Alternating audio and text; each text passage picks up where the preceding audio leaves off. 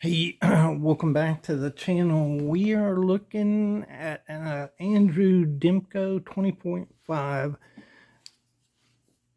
right there. Pretty cool little knife.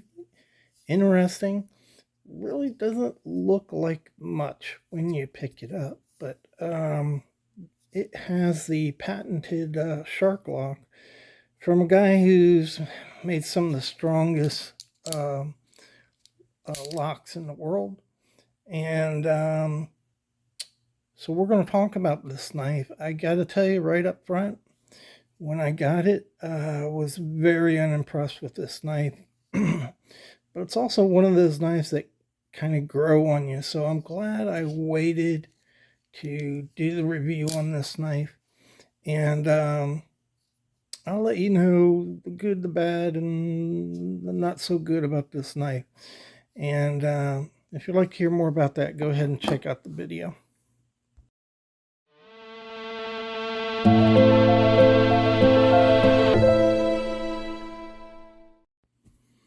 All right, welcome back to the Fortified Castle for another stunning, informative, fact-based review of a knife. No BS, the bottom line, the truth. And that's just the way I do things. And we're going to talk about this knife. I have wanted to get a hold of one of these knives for a long time. They're very expensive and hard to find, actually. They sell out really quick. This is a model made in Taiwan, so there are a lot more available. And, of course, it's not the American-made one. Heard a lot of information on these knives, and I just wanted to get one. Finally, they reached a price range I was willing to pick one up for, and so I got it. And so we're going to talk about that. It's a very interesting knife, and it's one of those knives that will grow on you. I think most people that get these knives have got to be really unimpressed initially. But like I said, this knife will grow on you, and we'll talk about that later in the video.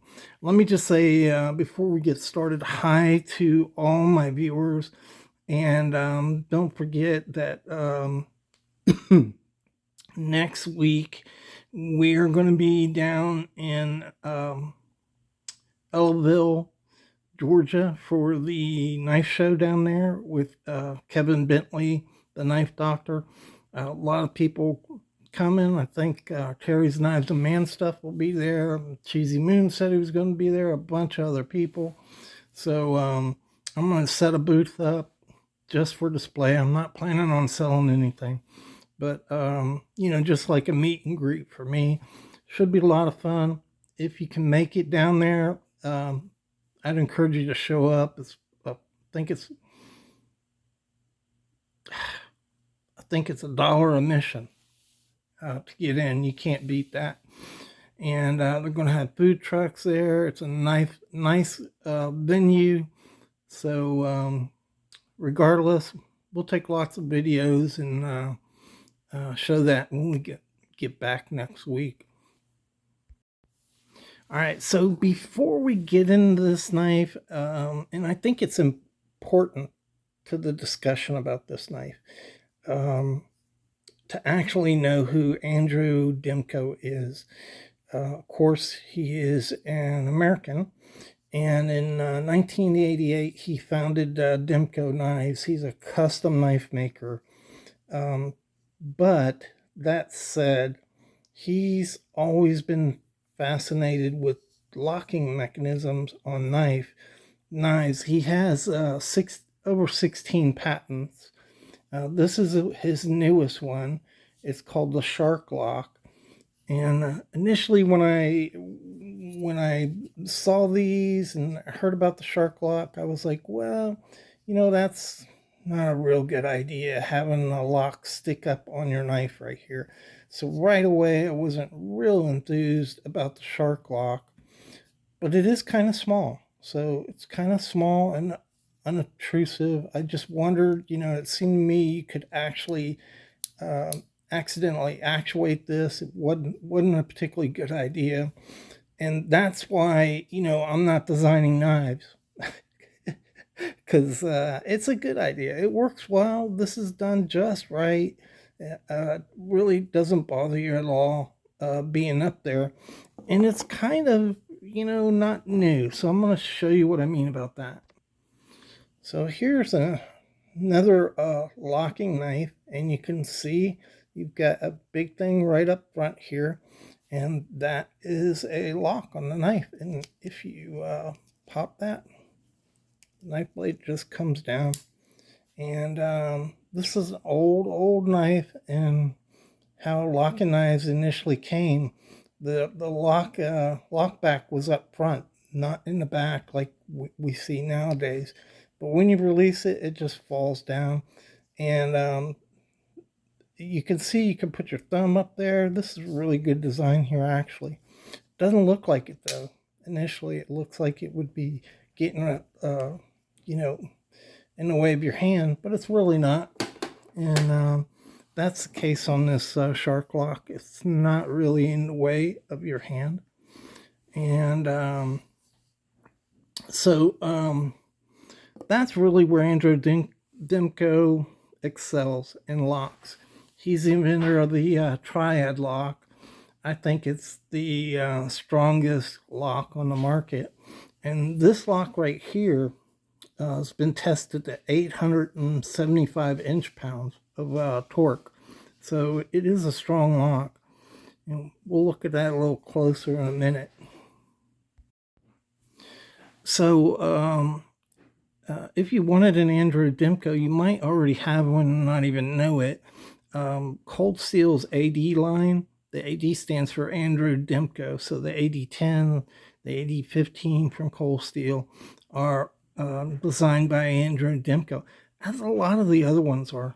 So you may already have one of his knives in your stable. So this knife is, let's get the ruler out. I meant to get my scale. I didn't get my scale out. It is 4¼ inches long, a little more than 4¼ inches long. So a good sized knife. You can see right there the grip that you get. You have a what's explained as a Grivery handle, which doesn't really enthuse a lot of people, because even these knives can go for a pretty good bit of money. And so it doesn't thrill me either. It's basically plastic. And a lot of these knives, like base prices for lower grade steel, go for around $119, $120. You'll certainly pay more for some. And that's in your lower grade steels with Grivery. If you go up from that, I saw one with S35BN, $245. So they're a little pricey. All right, so I picked this up. Again, you have Grivery scales, and it is an AUS 8 blade.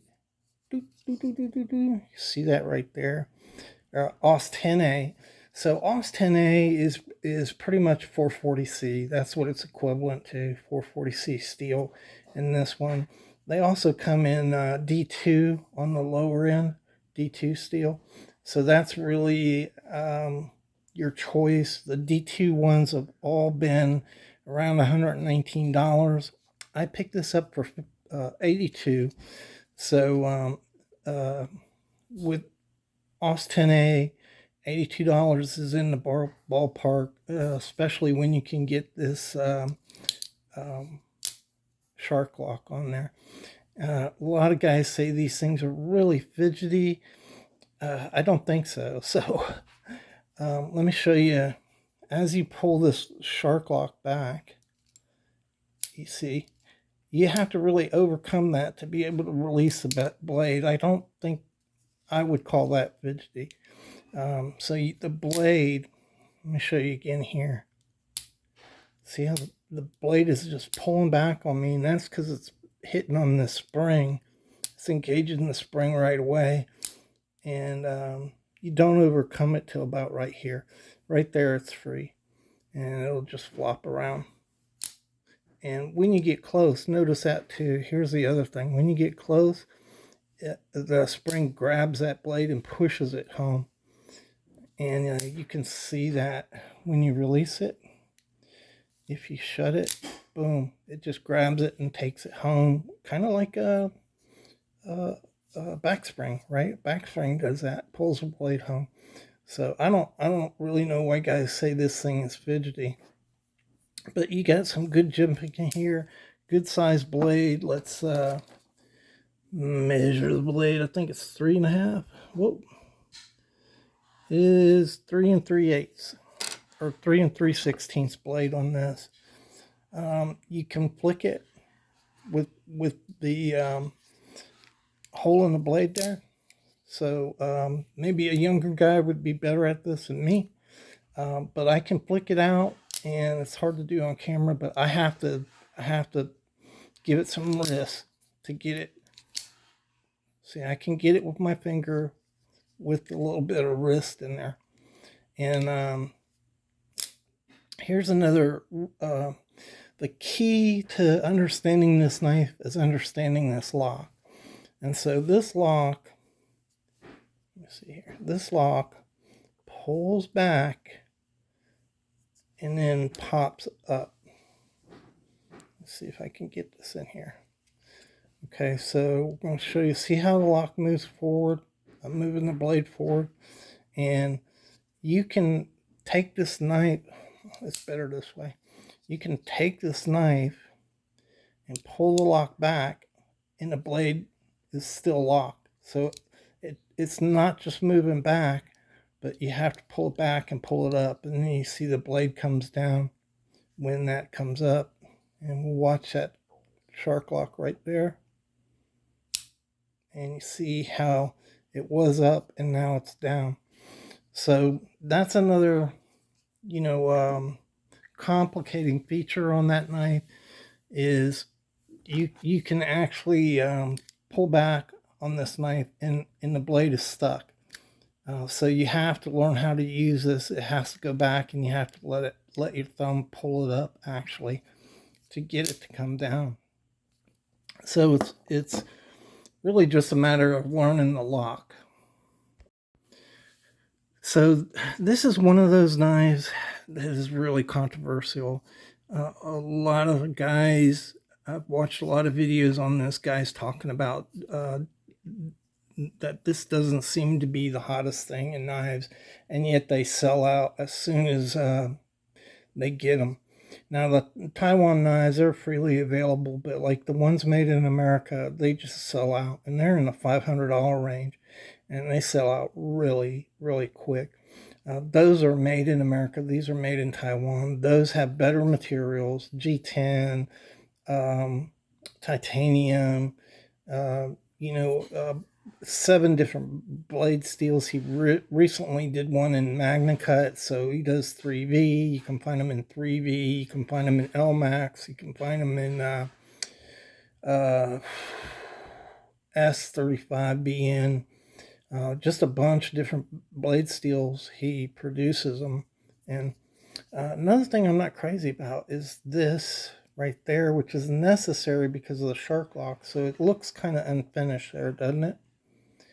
It doesn't present as well. And here's a Deca.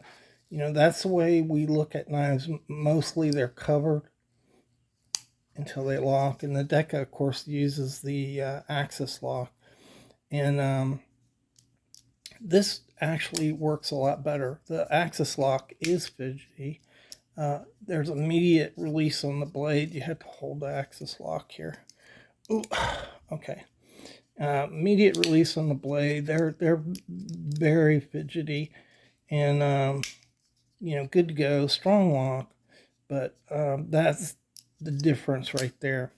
Is this is crucial to capturing the pin and the axis lock. And so the way he does that is you have a liner in here, and Axis Lock does too, by the way. There's a little liner here tucked in, right? I don't know whether you're picking that up, but there's a little liner in here that holds that Axis Lock. Same here. There's a liner in here that holds this. You can see it's skeletonized and goes through the whole knife. So this, you can see it right there up at the top and at the bottom. And so this grivery doesn't wiggle like your Deca. So on the Deca, it's not a full liner, and you can just see how that Deca moves, which has been, a complaint of some people. Even your palm can squeeze this Deca down and flex it. So made out of FRN. And so this is a lot better than that. It's a lot stiffer. It has a good stiff presentation on it. It's very thin. Let's look at the thinness. And bear in mind the Deca is a little smaller than, quite a bit smaller actually than this. And you can see that it's thinner than the Deca, even though the Deca is a lot smaller. So it's a really thin knife. That's something that a lot of guys like, which will allow it to pocket easily. But just for long-term use, that's not my favorite thing, because the knife just kind of gets lost in your hand. I like a thicker knife, like this is thicker. The Sprint Pro from Buck is thicker. But when you're talking about fidgety, the idea here is it's supposed to be easier to use. So your hand is right like this. And if you want to close your knife, you really don't have to move your hand. You pull back and bam, it releases. So it works as advertised. If you look at an Axis Lock, you have to move the grip on your hand to shut the knife. So that lock does work as advertised. It is easier to just pull your thumb up and undo the lock. And I'll show you one more lock. This is a chili pepper, and it's a button lock. And all you have to do, if you have your knife, again, you have to change your grip to shut the knife. You don't have to go through all that you have to with a liner lock or a frame lock, but you still have to move your hand to shut the knife. And on this one, which the action on this knife is really good. And I gotta get this out. Okay. So the action on this knife is really good. It just pops right out, little or no effort. Action is fantastic on this knife. Once you learn, if you do this with your thumb, man, it just pops, right? Very easy to shut it. If you use your finger, it hurts. So my finger already hurts just from trying to shut this knife.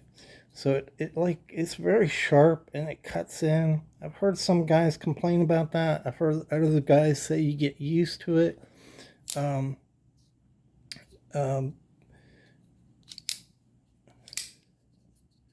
Having to pull it open like that, it just shuts. And actually, it's kind of nice. Some knives, they bounce, like that Deca will bounce and not necessarily close. But remember, I showed you up front how this lock, it holds the blade and it pushes it shut.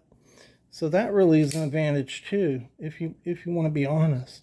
Just popping that, it shuts. So it's not going to bounce open like a Deca will. And some other knives, Benchmade will do that too. A Benchmade, the Axis Lock, you can pull it. If you don't time it perfectly when you release that lock, it'll bounce open again. So when you start looking at things like that and measuring against actual other locks and performance of other knives, this thing really starts to make sense. And that's what's changed my opinion on this knife right here. So I don't know that I'm going to give an unequivocal recommendation to buy this knife and tell you it's awesome, because I know when I got it, I wasn't thrilled about this right here, the geometry of it. I'm not thrilled about the uh, grivery. I'm not thrilled about the OS 10. And you know, OS 10 sharpens really easily. It's OS 10 440C and D2 are very comparable. D2 on edge retention slightly, very slightly, um, edges out OS 10 and 440C in edge retention. It's so slight, I don't know that you would even feel the difference in everyday use of the knife. That's how close it is. It is rated as holding edge retention better than 440C or OS 10. But I mean, AUS 10 is a solid performer, has been for years. I have no problem with OS 10. I had it on a camping knife and had no problems with the camping knife. You know, it's a tough steel, and I think it'll do you just fine. It just kind of, I don't know. If you're buying this from somebody who's selling it for $145, would I pay that for OS 10A? No, I don't think I would. But like I said, when this got down to $80, I was like, okay, that's a good deal. Now, this is just aesthetics. It doesn't hurt anything. And once I realized I could do this with my thumb, it made the knife a lot more practical to me. Action, like I said, is just great. It just flicks right out. You can flick it with the thumb stud. You can flick it with the lock release. You can flick it with the hole here out with your middle finger. It's a little more difficult. I think anybody probably will have to give it a little snap to get it to snap with your little finger. If you like opening knives that way, that's just what you're gonna have to do. You can see it just pops right out pretty reliably. Initially I was trying to pop this out and it was just popping back. You see what I mean? It hits. You can watch this lock. See the lock move as I do that? It's that pressure of the tang on the lock, and it just doesn't release. So you know, unless you have really strong hands, that's it right there. So you got to flick it to get it open using your index flick there. But yeah, I think that's the way to use this knife. So if you're going to release it with your thumb and let it come down, keep your finger in the hand choil. Okay, you see that, and you're safe. If you get out of that and try to release it with your hand out here, you're going to get cut. And I've already been cut. I cut my finger. My wife just shakes her head. She's like, "You already cut yourself on your new knife?" I'm like, "Yeah, babe, I did." But that's how to do it right there. It just pops down and then you fold it shut. So as far as other knives go, if you use your thumb, which this is natural, so you have hold of the knife, you just reach up, boom, it comes right down. Very easy to use, and I think I'm going to like this knife, and I think you will too. It has some peculiarities.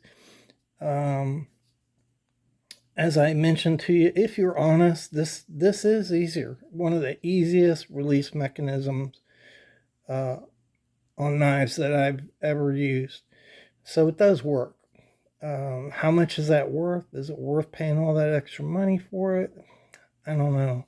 You know, he makes a good knife.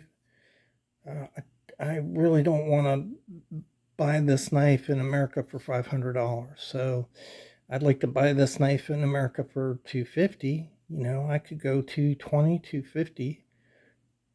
But up in the $500 range, they're just too expensive, and I don't know why guys are spending that money on this knife. It's just a basic knife. That's what I would say about it. I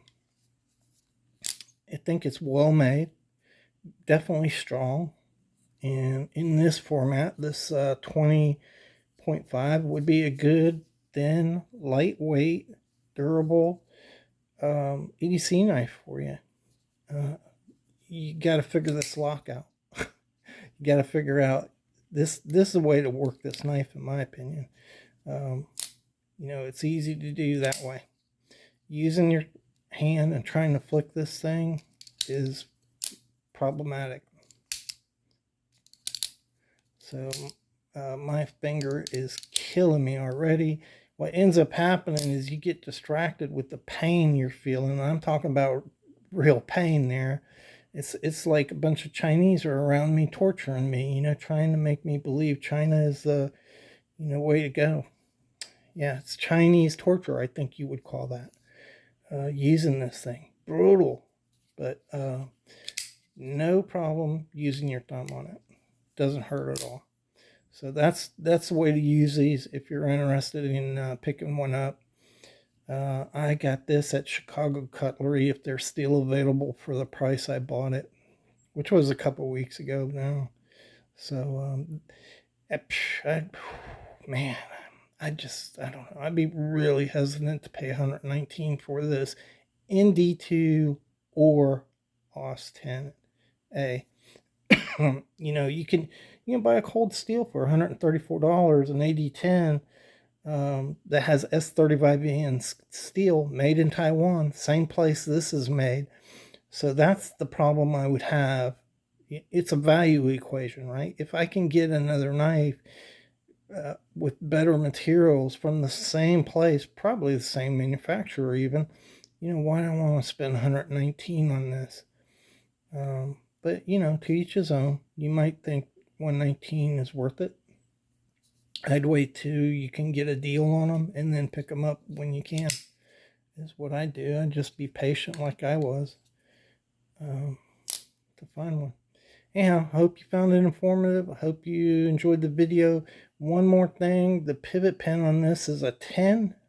So normally these are 8 on the pivot pin and the little ones are 6s.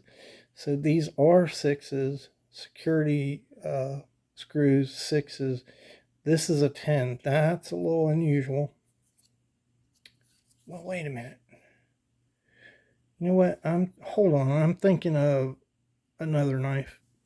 Okay, as you were, forget all that. This is a 10 security, and these are 6s. So anyhow, that's my take on this knife. I think it's a pretty good knife. I like it now. I'd like it more if that was G10. I wouldn't mind paying a little bit more for it, but I just have a hard time paying $140 for Gravex. I did it here. This one is FRN. I did it on this one. This is Magna Cut steel. $148 I paid for that. That's a lot different than what's being offered here. So it's kind of a value thing for me too. As far as the knife goes, I think it's a good knife. I like it, and I think I'll like it more the more I use it. Thanks again. We'll see you next week with some good Ellaville, Georgia videos at the knife show.